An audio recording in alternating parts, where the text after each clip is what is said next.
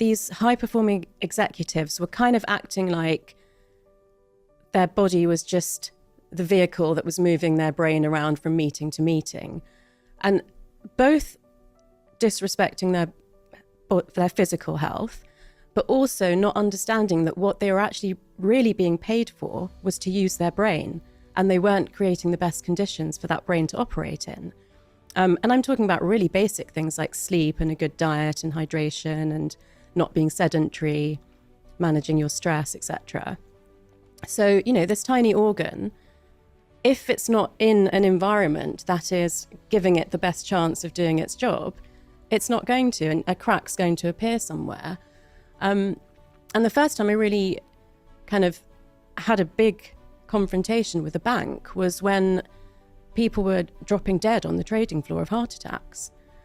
And they asked me to work more in my capacity as a former medical doctor to help with the physical stuff.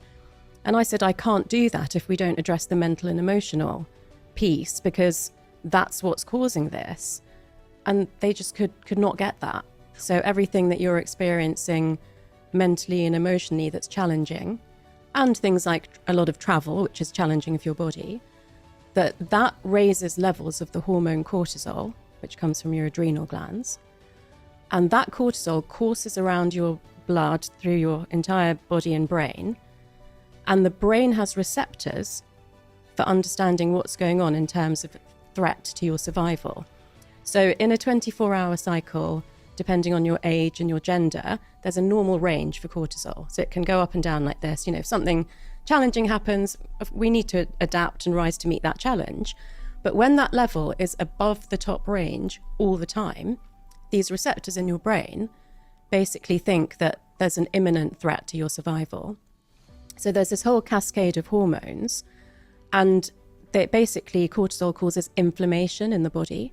Mm-hmm. So inflammation of your vascular system, inflammation around your heart, and everything else, gut and other things. But particularly around that time, we were seeing a lot of heart attacks caused by stress. This was in the absence of high blood pressure, high cholesterol, smoking. It was all stress.